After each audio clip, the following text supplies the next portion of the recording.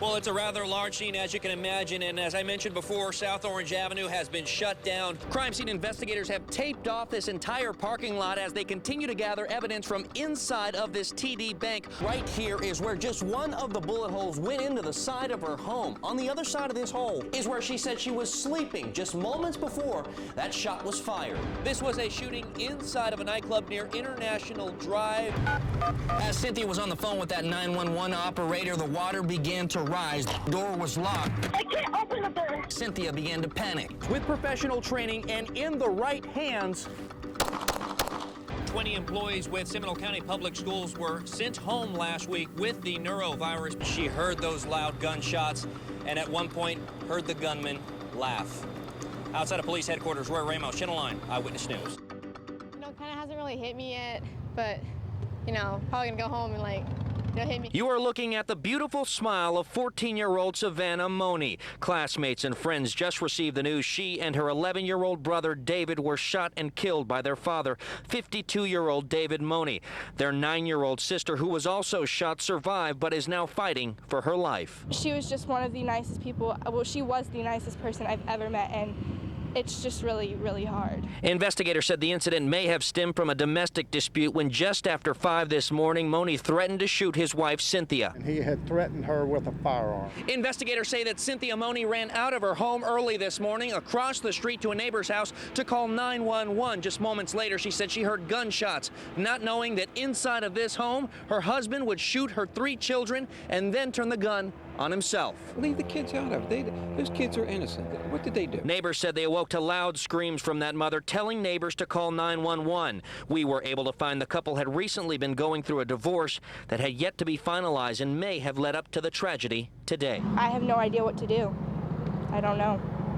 I've cried so much, but I still keep crying. I haven't slept, man.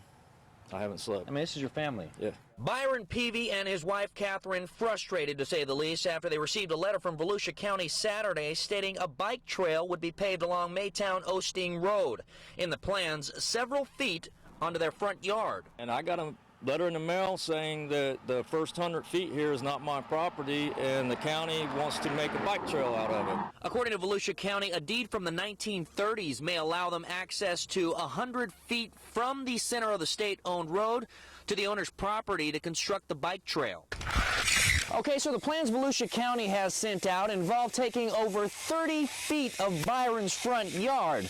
That brings us to about this point. And to make matters worse, Byron is only one of over a dozen people that live on this street. You know, it's not being done just to me, it's other residents. It's 13 houses around here. And all 13 homeowners present at the Volusia County Council meeting expressing their concerns today.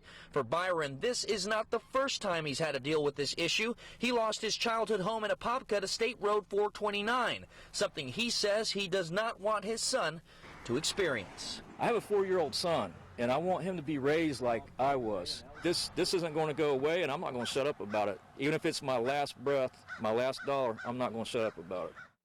Like each of you, I've had enough of terrorists and others deciding to target U.S. citizens. A frustrated Brevard County Sheriff Wayne Ivey took to Facebook last night, just 5 days after the mass shooting in San Bernardino, California, where 14 people were killed and 21 others were injured. Evil people look to take advantage of weakness, but one good person at the right place and time will make the difference. And the sheriff said if that one person is you, he wants you to be educated in how to use a gun. I went through part of the intense training the sheriff is encouraging, and I learned how to defend myself if I were armed and in close proximity to a shooter, as well as what to do when facing multiple gunmen. While many say guns are the problem, Sheriff Wayne Ivey says with professional training and in the right hands, guns can also be the solution to the problem, like an active shooter scenario. The best response times in the country are not going to be fast enough to be standing there when this happens. And so you are literally the first line of defense. But not every agency has the same approach to safety. This past Friday, Orange County Sheriff Jerry Demings publicly urged citizens to be aware of their surroundings and report suspicious activity. While Sheriff Ivey agrees, he said when an active shooter is present, that is not going to protect you. What do you have to say to those out there that say maybe this is a step in the wrong direction, putting more guns out there on the streets? Well, I say exactly what I said in the video, and that is the only thing that stops a bad guy with a gun is a good guy with a gun.